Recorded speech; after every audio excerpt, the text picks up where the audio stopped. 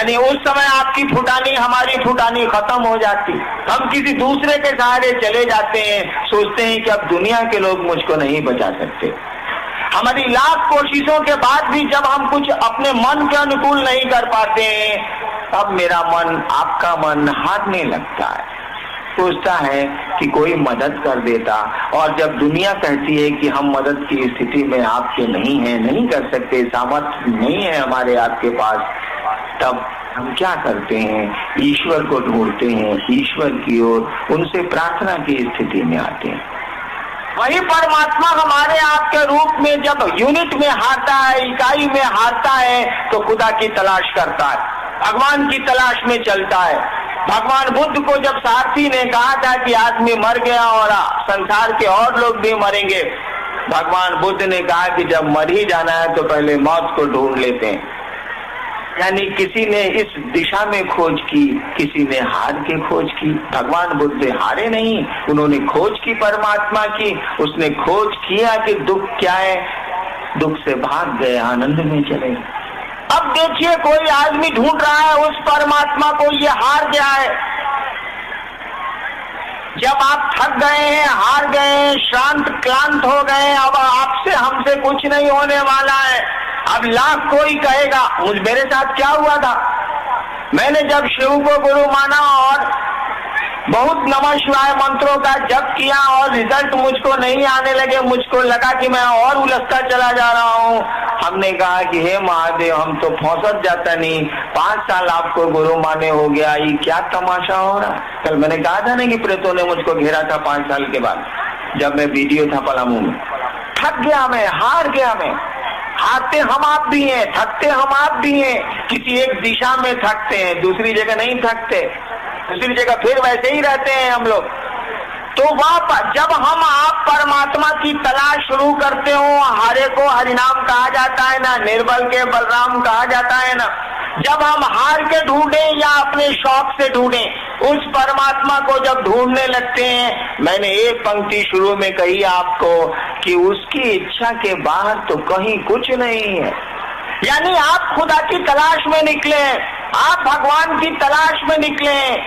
आपको मालूम है कि गुरु भगवान से जोड़ते हैं, गुरु के सहारे हम लोग चलते हैं। हम लोगों को कोई जब बताता है कि काम करे के बाद, तो हमने का पूछी ले कि रहुआ कोयले बनी कैसे हुई, तब बताई। हमको जब पहली बार दिल्ली जाना पड़ा तो हमने उन लोगों से पूछा, मेरे घर के लोगों से जो दिल्ली आया जाए पहले से आते जाते रहे हैं। हमने कहा कि दिल्ली उतरेंगे तो किधर जाएंगे, कितना किराया लगेगा, यानी पूछा हमने। जानता था कि ये लोग जाते आते रहे हैं तो इनसे पूछ लेते हैं। हम लोग जानते हैं कि गुरु का काम है कि वो शिष्य को ईश्वर से जोड़ते हैं, एक में एक करते हैं, गुरु की तलाश शुरू करते हैं और फिर इससे शुरू होती है परमात्मा की ओर हमारी आपकी गति। ये भी उस शिव की इच्छा के तहत ही है। हम परमात्मा को ढूंढते हैं, हम महादेव को ढूंढते हैं, हम गुरु की ओर चलते हैं, हम कुछ करते हैं, यह तो उस परमात्मा की इच्छा के तहत है, उसके बाद तो कुछ हो नहीं सकता। कहा जाता है कि जब परमात्मा की ओर कोई चलता है, जब गुरु की ओर कोई चलता है, तो परमात्मा ही शिष्य के रूप में चलता है। और फिर इसको, उस शिष्य को परमात्मा से जोड़ता कौन है? जो गुरु है। कहा जाता है कि वही परमात्मा गुरु का भी काम करते हैं। ईश्वर ही गुरु हैं, शिव ही गुरु हैं, वही सबसे बड़े गुरु हैं। उन्हीं की दया और शक्ति प्राप्त करके कोई गुरु होता है। इसको कहा जाता है परमात्मा का दया भाव, इसको कहा जाता है शिव का दया भाव। शास्त्र कहते हैं ये शिव की अनुग्रह शक्ति है। शिव दया करते हैं, अनुग्रह करते हैं, जीव शिव की ओर चलता है। समझने की कोशिश करिए, ये महिलाएं नहीं समझ सकती, ये गप करेंगी ही करेंगी। शिव चर्चा में भी सास ननद को नहीं छोड़ सकती हैं गप करना।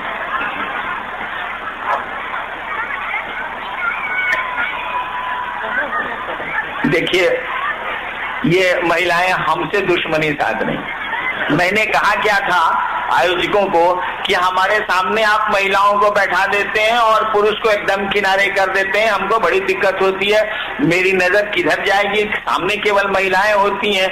इस बार नावानगर में थोड़ा सा दाब दिया इन लोगों ने, बाएं कर दिया। सब सोच रही हैं कि बड़े गुरु भाई को इतना हल्ला करना है कि बोलने नहीं देना है, काहे बगल किया गया, हम लोग तो पहले बीच में बैठते थे। कोई बात नहीं है, इस पर विचार किया जाएगा। तो वही परमात्मा जब दया करते हैं, वही शिव जब दया करते हैं तो जीव शिव बनता है। याद करिएगा, उस शिव ने इच्छा की और वो शिव जीव बना, उस शिव ने इच्छा की और वो शिव जगत और जीव के रूप में फैल गया। अब वही शिव दया करते हैं, दया उनमें है, करेंगे क्या वो, दया करते हैं तो जीव फिर शिव बनता है। इसी दया को गुरु कहते हैं। आप जो कहते हैं कि हे महादेव मुझ पर दया करिए, इसका यही अर्थ है। कहा जाता है कि गुरु के अलावा किसी को भी दया करने का अधिकार नहीं है। महादेव भी देवता के रूप में, महादेव के रूप में उनको हक नहीं है कि वो दया कर सके। उनको गुरु की कुर्सी पे जाना ही होगा। और कुर्सी पे जाना क्या है? कुछ नहीं है ये। अभी आप घर लौट के जाइएगा, आपकी पत्नी कहेंगी देखो आ गई मुंह झौसा, गई शिव चर्चा में काम धाम छोड़ के। तब तक बेटी कहेगी पापा कुछ खा लीजिए, बड़ी दूर से आ रहे हैं आप। तब तक बाबूजी कहेंगे इस ससुरा का खाई, लेटरिन में पानी रखो, तुमको लेटरिन जाना है। आप बताइए तो जरा, पत्नी को जिस भाव से उत्तर देंगे पिता को उस तरह दे सकते हैं क्या? नहीं दे सकते आप। पिता जैसे बोलेगा आपके भीतर का पुत्र बोलेगा, पत्नी जैसे बोलेगी आपके भीतर का पति बोलेगा, बेटी जैसे बोलेगी तत्क्षण आपके भीतर का पिता बोलेगा। कुर्सियां बदली है, देखिए कितनी आसानी से भाव संप्रेषित हुआ है और कुर्सी बदली, पिता पुत्र हुआ, पिता पति हुआ। देखिए कैसे बदलता है ये। ठीक उसी तरह से जब शिव को कहेंगे आप कि हे महादेव हम पर दया करिए, वह शिव तो दया का अथाह सागर है, गुरु है वो। दया का मानी होता है कि गुरु पर धारित करते हैं वो। दया वहां से चलेगी, मांगने वाले को मांगना आना चाहिए। आप कहेंगे नहीं शिव, हे शिव मुझको त्रैलोक की शक्ति दें, वो ईश्वर हैं, महादेव हैं, दानी के रूप में वो सब कुछ दे सकते हैं। देखिए कैसे कुर्सी बदलती है। मैं तो नहीं जानता उनके परिवार के बारे में, मान लीजिए आप ही से सुना है, उसी समय अगर भगवती कहें क्या हरिनारायण से गप कर रहे हैं, चलिए बाहर बहुत देवता आपका इंतजार कर रहे हैं। महादेव जिस तरह से मुझसे बातें करेंगे भगवती से तो नहीं करेंगे। एक बार मैं महादेव कहानी है, हमारे टीवी में करिया फोटो आवता, रुआ में नीमो ना होता तो हम क्या करें, हमारे टीवी एक बार मैं महादेव से बात कर रहा था, उसी समय भगवती आई कि चलिए जरा बहुत जरूरी काम है। मैं चुपचाप मुंह ठिसवाए रह गया, महादेव चले गए। अब देखिए आपका हमारा भाव कैसे बदलता है, जैसा भाव देंगे वैसा आवेगा। एक बात जान लीजिए, जिस तरह से ईश्वर कण कण में बसता है, सीधा विज्ञान है कि कण कण उसी की इच्छा से सृष्ट है, तो बसेगा नहीं, उसी की इच्छा से सृष्ट है, उसी के भीतर शक्ति चलती है और सृष्ट होता है जगत, उसी के भीतर से वो क्षरण होता है शक्ति का। कभी समय मिलेगा तो शक्ति तंत्र को जब समझाऊंगा तब ये बात समझ में आएगी, तब भगवती की स्थिति समझ में आएगी। जिस तरह से ईश्वर कण कण में बसता है, इस बात को जान लीजिए, उस ईश्वर का दया भाव भी, उस ईश्वर का गुरु भाव भी हमारे आपके रोम रोम में बसता है। एक एक व्यक्ति के रोम रोम में शिव गुरु बैठा है, एक एक व्यक्ति के रोम में वो शिव बैठा है, उसका दया भाव बैठा है, दया की उसकी इच्छा बैठी है। जिस तरह से उसकी सृष्टि की इच्छा से हम आप सृष्ट होते हैं, उसी तरह उसके साथ चलती है उसकी अनुग्रह शक्ति, साथ चलता है उसका दया भाव। शिव को कहीं ढूंढने की जरूरत नहीं है, उस गुरु को ढूंढने की जरूरत नहीं है, वह गुरु तो हमारे आपके रोम रोम में बसता है। केवल जरूरत है अपने शिष्य भाव को अंकुरित कर लेने की, पनपा लेने की, पैदा कर लेने की। वो तो कण कण में बसता है, गुरु भी बसता है, ईश्वर भी बसता है। मतलब ये है कि आप हम चाहते क्या है, प्रयोजन हमारा आपका क्या है। जैसा हमारा आपका भाव होगा वैसे परिणाम आवेंगे। भाव क्या लोग ही हमको आपको मित्रता करना चाहिएगा तो मित्र का परिणाम आवेगा, मित्रता नहीं करिएगा तो मित्रता का परिणाम नहीं आवेगा। आगे शिष्य परिवार, गुरु भाई ने शिव तत्व या गुरु तत्व में विभेद जाने की जिज्ञासा की है, वहीं तंत्र में शिव गुरु की क्या अवधारणा है इसे जानना चाहा है देवा प्रसाद सिंह बेगूसराय ने। देखिए, शिव और शिव गुरु की व्याख्या तो अभी हमने की, सवाल का उत्तर हो गया। तंत्र में शिव की क्या स्थिति है, क्या बोल रहे हैं? तंत्र में शिव गुरु की अवधारणा, तंत्र में शिव गुरु की अवधारणा समझ लीजिए। तंत्र शब्द का अर्थ क्या होता है? देखिए, आपने शिव को गुरु माना है, नहीं भी माना है तो हम आप आदमी हैं, अपनी बुद्धि का हमको आपको प्रयोग करना चाहिए। कपड़ा कीने जाइए हमनी का तो कहिले कि 2 रुपया घटावा हो, 5 रुपये 50 रुपये के सौदे में तो हम लोग सौदेबाजी करते हैं। और जहाँ ईश्वर की बात है, गुरु की बात है, थोड़ा भी ध्यान नहीं देते। पूजा की बात है, हम तो विचारते ही नहीं कि शिवलिंग पर जल चढ़ाएंगे तो होगा क्या। हम तो विचारते ही नहीं कि नमः शिवाय का जप करते हैं तो क्या होना, नहीं विचारते हैं हम लोग। बाबूजी कहले बारे तो नमः शिवाय, ओम नमः शिवाय के जप करतनी, लोग हमरा के बतौले बात तो करतनी। इसको उलट के बोलूंगा तो खराब लग जाए। जो जो कहेगा सो करिएगा हम, कि अपनी बुद्धि का हम लोग प्रयोग करते हैं, नहीं विचारते हम लोग। क्यों नहीं विचारते? इसका महत्व नहीं समझते हैं। कपड़े का महत्व समझते हैं, पैसे का महत्व समझते हैं, लेकिन पूजा पाठ का कोई महत्व नहीं समझते। रूटीन में करते हैं, करना है, लोगों ने सिखला दिया है तो करते हैं। जानते हैं, मैं आपको बताऊं, मैंने जब शिव को गुरु माना था और शिव से जब मुझको कोई परिणाम नहीं आ रहे थे, मैं किससे कहने जाता बताइए तो जरा। कोई तो नहीं था। मेरे मन ने यही आरा गांगी श्मशान में 1974 में ये तय किया था कि गुरु भगवान होते हैं तो भगवान गुरु काहे नहीं है। मैं भगवान शिव को समझता था, मैंने शिव को गुरु मान लिया।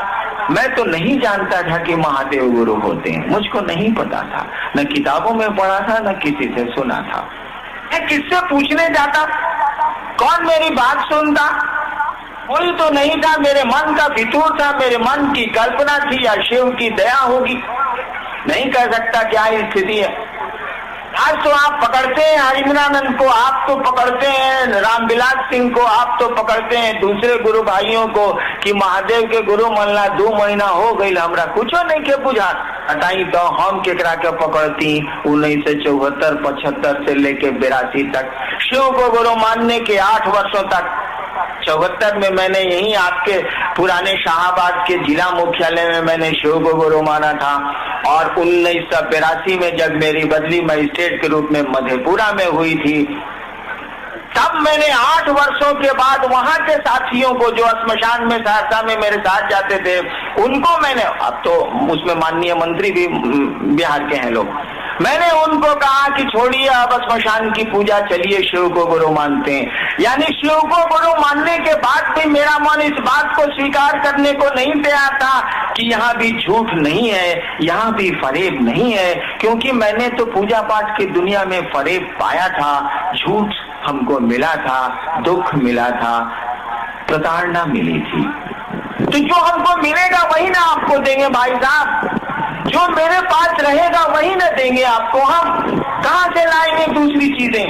हमको मिला है अविश्वास, हमको मिला है धोखा, हमको मिली है अश्रद्धा। आप मुझसे विश्वास मांगते हैं, आप मुझसे श्रद्धा मांगते हैं। झूठ बोलूंगा तो दे दूंगा आपको, लेकिन सही स्थिति तो यही है कि मेरे पास विश्वास नहीं है, मेरे पास श्रद्धा नहीं है। मैं तो व्यापारी हूँ, एक हाथ दे एक हाथ ले की दुनिया समझता हूँ। इसके आगे समझने की हमारी आपकी स्थिति अब नहीं रह गई है। 8 वर्षों तक शिव को गुरु मान के मात्र मैंने अपनी पत्नी और 1-2 आदमी को मैंने कहा था कि मैंने शिव को गुरु माना, और इतने मेरे साथी थे। बचपन से पूजा पाठ की दुनिया से जुड़ा हूँ, कितने साथी होंगे अभी, किसी को मैंने नहीं कहा कि मैंने शिव को गुरु माना। जो मेरे साथ श्मशान जाते थे, जब मैं मजिस्ट्रेट हुआ छपरा में, तो वहाँ के हेड ऑफ डिपार्टमेंट से शशिभूषण वर्मा साहब, बचपन में मैं उनके साथ जमालपुर की घाटियों में साधना करता था, वहीं वो हेड थे और मैं वहीं डिप्टी कलेक्टर होके गया था। 1978 की बात है ये। रात भर हम और शशिभूषण वर्मा साहब रहते थे श्मशान में, वहीं छपरा में नदी के किनारे। अभी उनको मैंने नहीं कहा कि मैंने शिव को गुरु माना, इसीलिए कि मुझको लगता था कि यहाँ भी फरेब है, यहाँ भी झूठ है। मेरे पास था फरेब, मेरे पास था झूठ, मैं कहाँ से लाता विश्वास? गुरु के पास जाने के लिए विश्वास की जरूरत नहीं है, गुरु के पास जाने के लिए श्रद्धा की जरूरत नहीं है। हम लोग तो बचपन में स्कूल में पढ़े हैं, हमारे आपके बच्चे भी विद्यालय में पढ़ते हैं। जब पहली बार हम आप विद्यालय गए थे या पहली बार अपने बच्चों को विद्यालय भेजते हैं, जाने का मन करता था क्या विद्यालय? बाबूजी आज माथा दुखाता, आई आज पेट दुखाता, नहीं जाने का मन था। कोई श्रद्धा नहीं थी, कोई ज्ञान नहीं था, कोई विश्वास शिक्षकों के प्रति नहीं था। मुझको तो सयाने तक नहीं हुआ। मेरे पिताश्री यहाँ बैठे हैं, बिहार में डायरेक्टर से रिटायर कर गए, 14 साल रिटायर किए हुए उनको हुआ है। उनसे आप पूछ लीजिए कि हरिंद्र शिक्षकों के प्रति कभी सम्मान रखा ही नहीं हमने। मुझको शिक्षक हमेशा दैत्य नजर आए, हमेशा मैंने झगड़ा किया है मास्टरों से, तो मेरे शिक्षक थे, तो मैं कमीना था। लेकिन कोई देख के कहेगा ना कि ये आदमी आज से 28 साल पहले, 30 साल पहले डिप्टी कलेक्टर हुआ है, इसके शिक्षक जरूर ईमानदार रहे हैं, शिक्षकों ने अपनी प्रतिष्ठा बचाई है, अपनी गरिमा बचाई है। ये तो साला शुरू से ही इडियट था, उसने निभाया रिश्ता। शिक्षक अपने पद के प्रति गरिमा युक्त थे, उन्होंने अपने पद की गरिमा रखी। मुझको पढ़ाया, मैं उनका विद्यार्थी था। दुष्ट हूँ या अश्रद्धा रखूं? हमारे आपके बच्चे भी तो विद्यालय जाते हैं और बहाना बनाते हैं नहीं जाने का। शिक्षक पढ़ाते हैं, अध्ययन के प्रति अभिरुचि जगाते हैं, पढ़ाई के प्रति प्रेम जगाते हैं। कोई विश्वास छोटे बच्चों में नहीं होता शिक्षक के प्रति, कोई श्रद्धा नहीं थी हमारे आपके पास शिक्षक के प्रति। आज जरूर हो गई है, उस दिन नहीं थी। इसलिए कि खेलना अच्छा लगता था, घूमना अच्छा लगता था, शिक्षक पढ़ाया करते थे। ठीक वही स्थिति गुरु की भी है। मैंने तो शिव को गुरु माना, कोई विश्वास मेरे पास नहीं था। सच मानिए तो आज भी नहीं। मुझको तो शिव को गुरु माने अब 29 साल हो गए,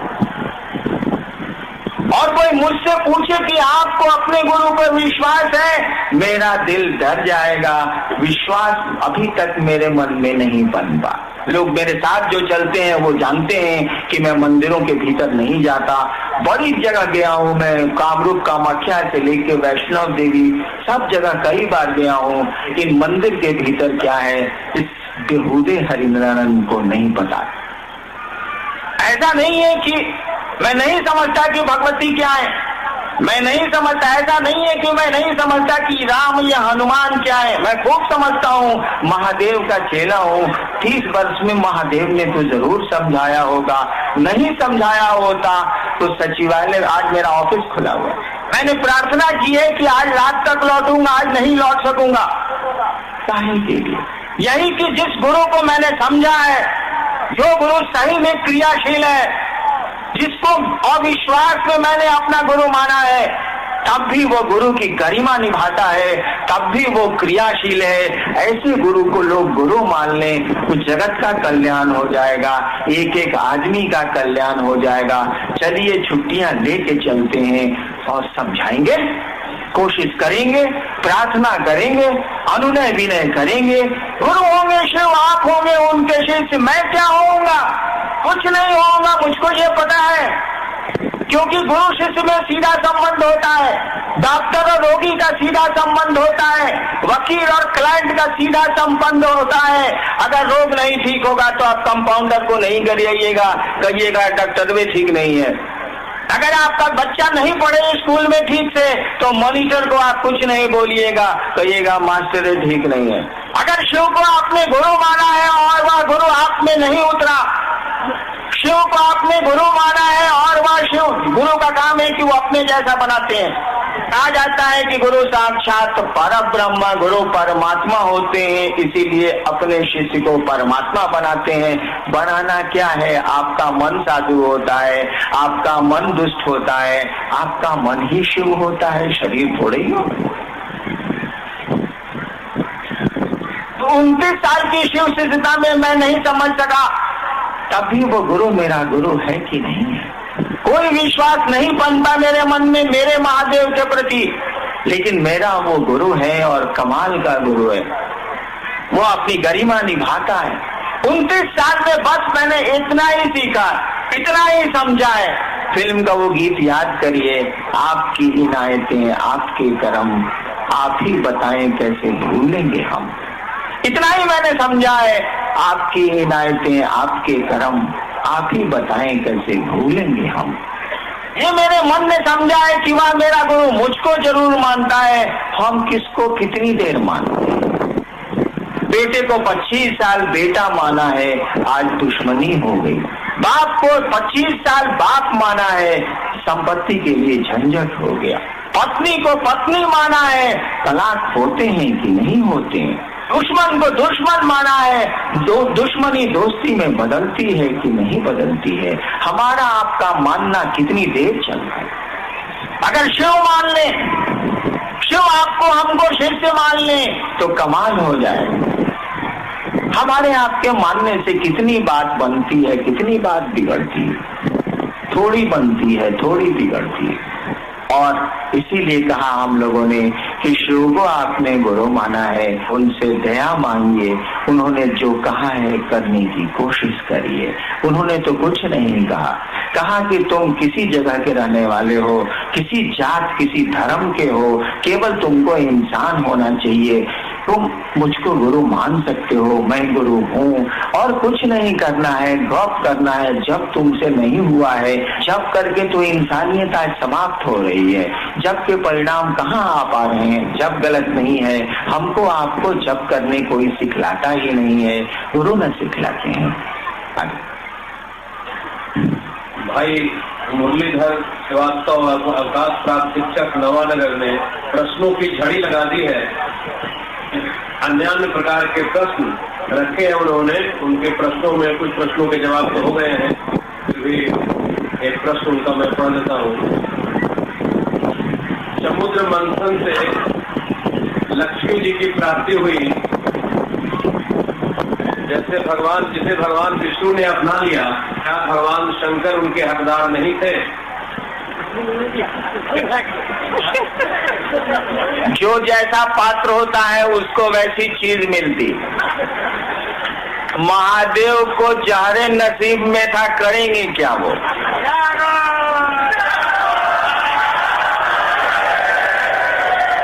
परिणाम क्या निकला? मान सहित विष खाई के, मान सहित विष खाई के शंभु भये जगदीश। जगत के ईश हो गए वो। आप ही बोलते हैं, मैं तो नहीं बोलता, कि वो महादेव हैं, महेश हैं, अघोरेश्वर हैं, मृत्युंजय हैं। ये कोई हमारी बात है? ये तो बड़ी पुरानी बात है। आप कितनों कष्ट में चले जाइए, आपको मार्केट पर मार्केट घेरे हुए हैं।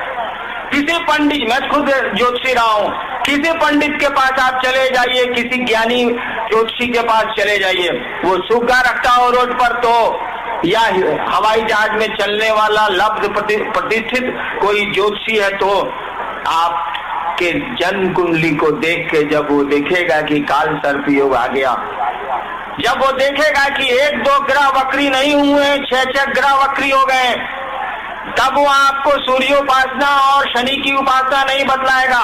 तब वो सुंदरकांड और बजरंग बली की उपासना नहीं बतलाएगा। कहेगा कि मंगल भी वक्री हैं, शुक्र भी वक्री हैं, सूर्य भी नीच के हो गए हैं, केतु की दृष्टि बड़ी खराब आप पर है, राहु तो साला ऐसे ही छितराया हुआ। तो क्या कहते हैं पंडित आपको? जाइए नमः शिवाय का जप करा लीजिए, जो उनको मालूम है। जाइए ओम नमः शिवाय का जप करा लीजिए। जाइए बनारस में रुद्राभिषेक करा लीजिए, जाइए पार्थिव शिवलिंग का पूजन करिए, जाइए महामृत्युंजय का जप करिए। जान लीजिए आप पर जब विशेष मार्केश गिरता है तो कोई भारतवर्ष का ज्योतिषी आपको न भगवती के पास भेजेगा, न आपको दूसरे आराध्य के पास भेजेगा, न किसी ग्रहों की पूजा बतावेगा। सीधे कहेगा कि आप सुनिए महादेव की पूजा करिए अथवा कराइए, कोई उपाय नहीं है। कितने ग्रहों को शमित करिएगा, कितने देवताओं को मनाइएगा, चले जाइए महादेव के पास। बात कितनी बिगड़ती है, कितनी बनती है, ये तो मुझको नहीं मालूम, लेकिन आज तक का इतिहास यही है। अरे समुद्र मंथन में क्या हुआ था ये तो मुझको नहीं मालूम, न मैं विंध्य पर्वत था, न तक्षक नाग था, वासुकी नाग था, और न देवताओं के समय में देवताओं के साथ था। पता नहीं महादेव के साथ होऊंगा या नहीं होऊंगा, लेकिन क्या होऊंगा, उनसे क्या हिस्सा बांटता, वो तो जहर पी के रह गए थे। जहर में हिस्सा हम लोग क्या लेंगे। आगे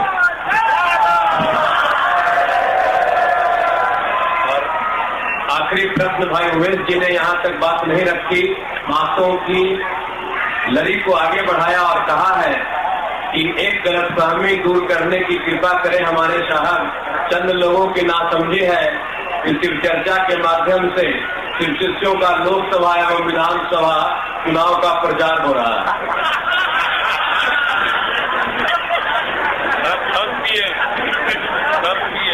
आप एक बात जान लीजिए, हम लोग महादेव के चेला हैं, शिव हमारे गुरु हैं। जैसा गुरु होता है वैसा शिष्य होता है, यही नियम है। हम जो कहते हैं तो करते हैं। जब तक हरिंद्रानंद की सांस चलेगी, जब तक शिव शिष्यता चलेगी, हमको मात्र गुरु के आदेश से मतलब है। हम जन जन को शिव से जोड़ेंगे, जो जुड़ गए हैं उनको उनके संबंध को प्रगाढ़ करेंगे। बाकी जिनको जो कुर्सियां लेनी है लें, हम उनका सम्मान करते हैं, हमको उनसे कुछ लेना देना।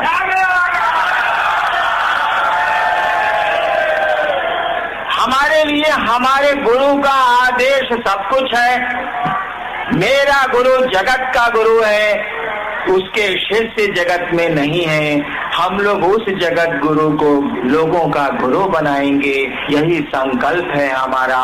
यही संकल्प लेके जिंदा है हम लोग, यही संकल्प लेके दुनिया से जाएंगे। शिव शिष्यता पूरी की पूरी तरह आध्यात्मिक है। हम सबका सम्मान करते हैं, लेकिन समादर करते हैं। हमको इन चीजों से कोई मतलब नहीं है। हम लोग कोई राजनीति नहीं करेंगे, हम लोगों को राजनीति से कोई मतलब नहीं है। गुरु आदमी को साधु बनाता है, शिव अपने जैसा शिष्य को बनाएंगे। हम लोग साधु हैं, साधुता बिखेरेंगे, प्रेम का बगीचा लगाएंगे, लोगों को शिव गुरु से जोड़ेंगे।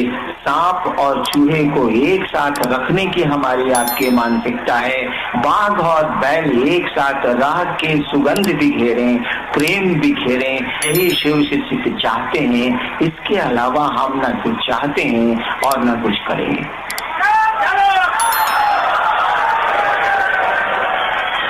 नावानगर की ये शिव गुरु परिचर्चा अक्सर जिले के लिए आयोजित तो पूरी मानवीय सृष्टि के लिए है ये चर्चा। आसमान के लोगों को भी निमंत्रण हम लोग देते हैं हर कार्यक्रम में। आप आए, इस भयानक ठंड में आए। कुछ मेरे साथ लाचारी है, इसीलिए इतनी ठंड में भी मैं कार्यक्रम करता हूँ।